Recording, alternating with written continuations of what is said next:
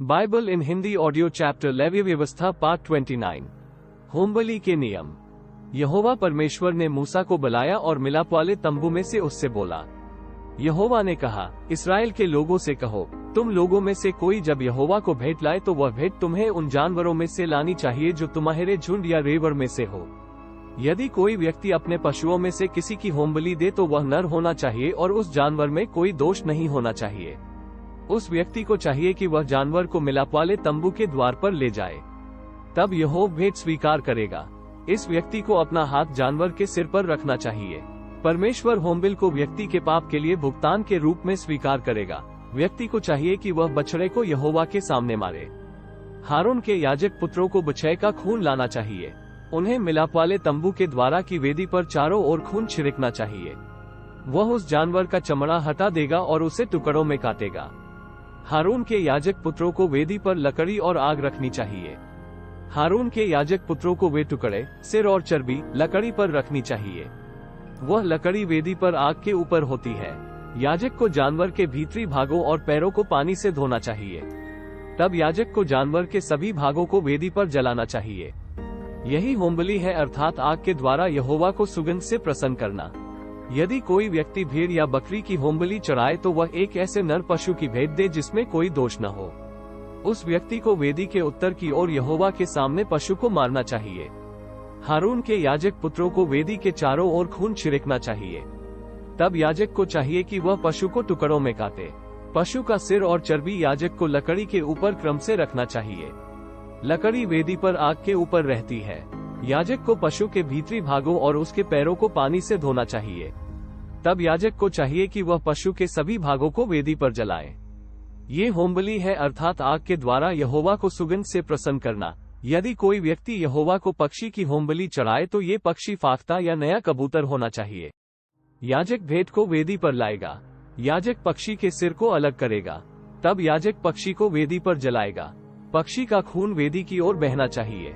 याजक को पक्षी के गले की थैली और उसके पंखों को वेदी के पूर्व की ओर फेंक देना चाहिए। ये वही जगह है जहां वे वेदी से निकालकर राख डालते हैं।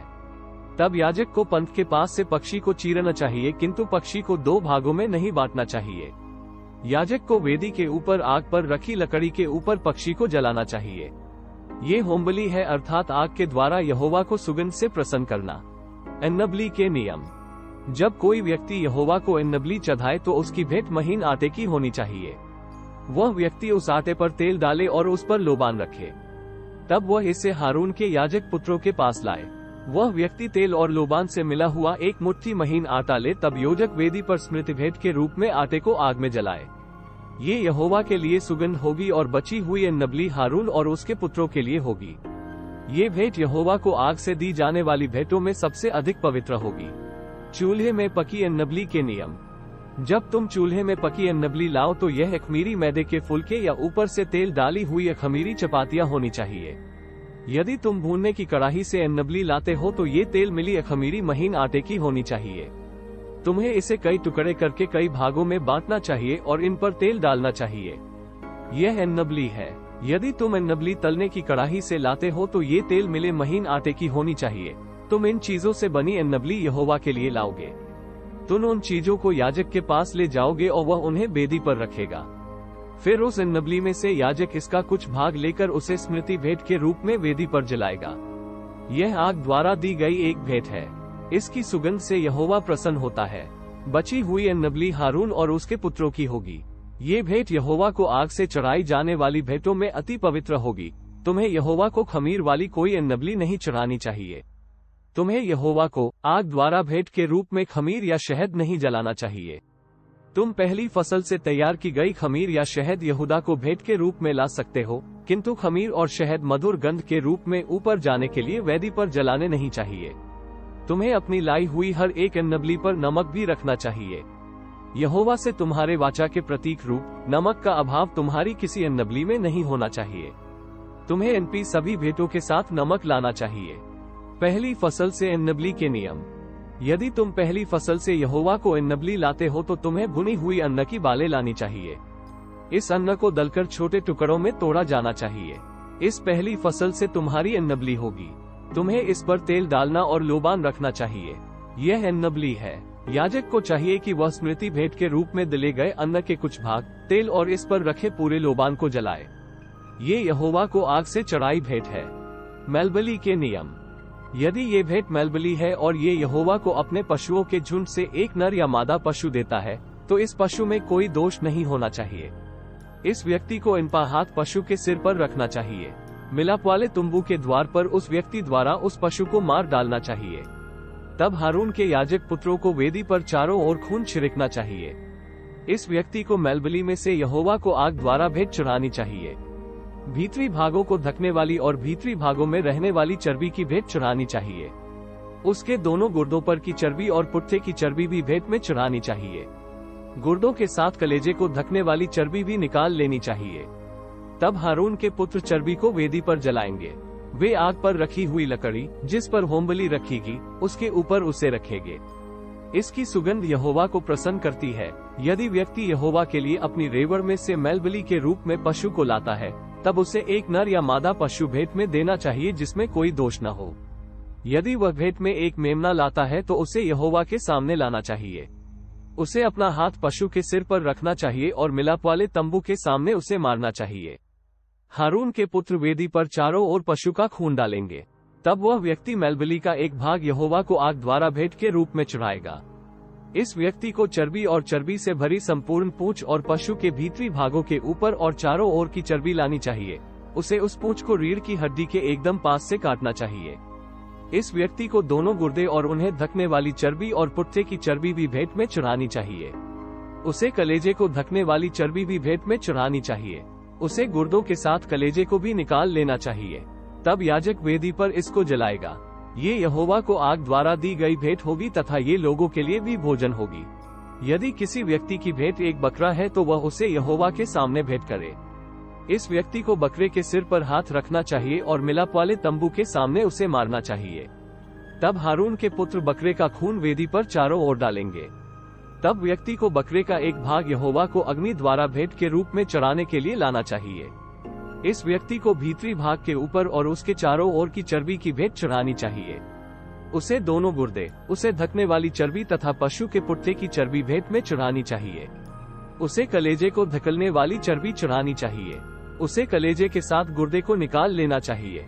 याजक को वेदी पर बकरे के भागों को जलाना चाहिए। ये यहोवा को आग द्वारा दी गई भेंट तथा याजक का भोजन होगा। इसकी सुगंध यहोवा को प्रसन्न करती है, लेकिन सारा उत्तम भाग यहोवा का है। यह नियम तुम्हारी सभी पीढ़ियों में सदा चलता रहेगा। तुम जहाँ कहीं भी रहो, तुम्हें खून या चर्बी नहीं खानी चाहिए। संयोगवश हुए पापों के लिए पाप बलि के नियम।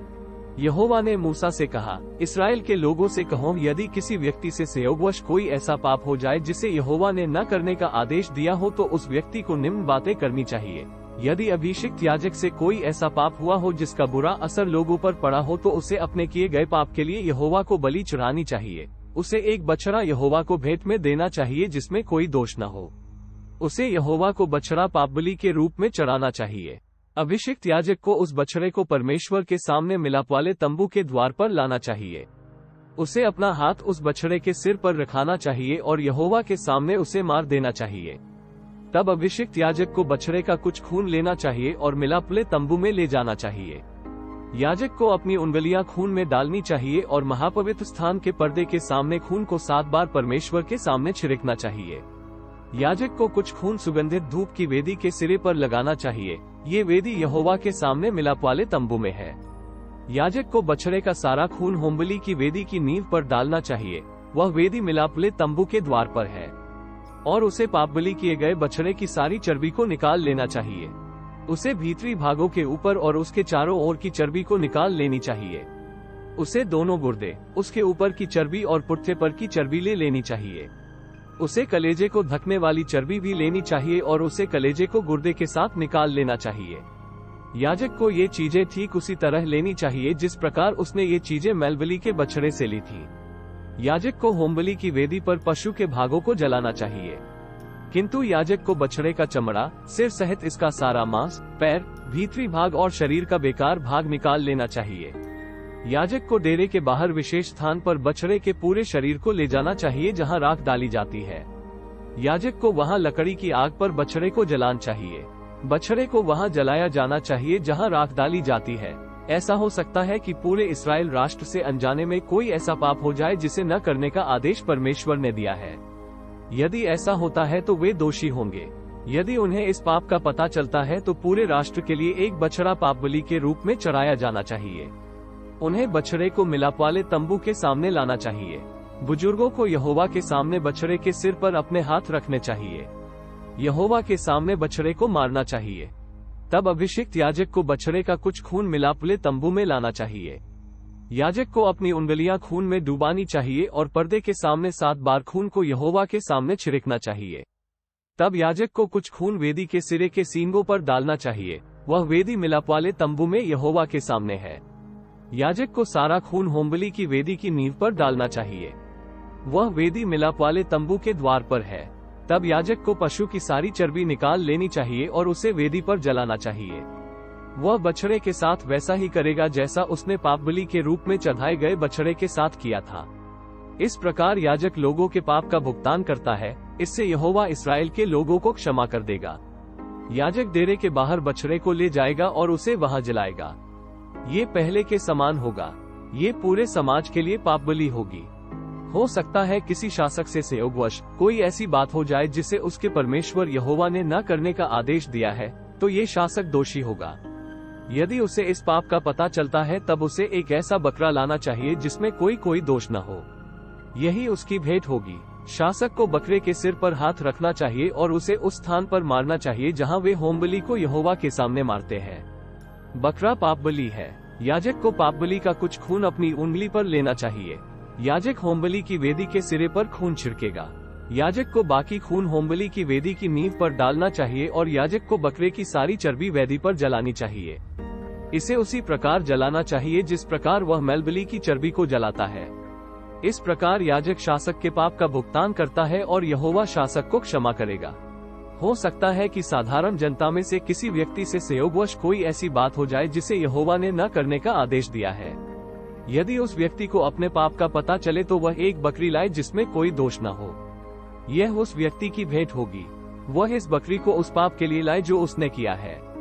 उसे अपना हाथ पशु के सिर पर रखना चाहिए और होमबलि के स्थान पर उसे मारना चाहिए। तब याजक को उस बकरी का कुछ खून अपनी उंगली पर लेना चाहिए और होमबलि की वेदी के सिरे पर डालना चाहिए। याजक को वेदी की नींव पर बकरी का सारा खून उंडेलना चाहिए। तब याजक को बकरी की सारी चर्बी उसी प्रकार निकालनी चाहिए जिस प्रकार मलेबली से चर्बी निकाली जाती है। याजक को इसे यहोवा के लिए सुगंधी धूप की वेदी पर जलाना चाहिए। इस प्रकार याजक उस व्यक्ति के पापों का भुगतान कर देगा और यहोवा उस व्यक्ति को क्षमा कर देगा। यदि ये व्यक्ति पाप बलि के रूप में एक मेमने को लाता है तो उसे एक मादा मेमना लानी चाहिए जिसमें कोई दोष न हो। व्यक्ति को उसके सिर पर हाथ रखना चाहिए और उसे उस स्थान पर पाप बलि के रूप में मारना चाहिए जहां वे होमबलि के पशु को मारते हैं। याजक को अपनी उंगली पर पाप बलि का खून लेना चाहिए और इसे होमबलि की वेदी के सिरे पर डालना चाहिए। तब उसे मेमने के सारे खून को वेदी की नींव पर उंडेलना चाहिए। याजक को मेमने की सारी चर्बी उसी प्रकार लेनी चाहिए जिस प्रकार मेलबलि के मेमने की चर्बी ली जाती है। याजक को यहोवा के लिए आग द्वारा दी जाने वाली भेंटों के समान ही वेदी पर इन टुकड़ों को जलाना चाहिए। इस प्रकार याजक उस व्यक्ति के पापों का भुगतान करेगा और यहोवा उस व्यक्ति को क्षमा कर देगा। असावधानी में किए गए विभिन्न अपराध। यदि कोई व्यक्ति न्यायालय में गवाही देने के लिए बुलाया जाता है और जो कुछ उसने देखा है या सुना है उसे नहीं बताता तो वह पाप करता है। उसे उसके अपराध के लिए अवश्य ही दंड भोगना होगा।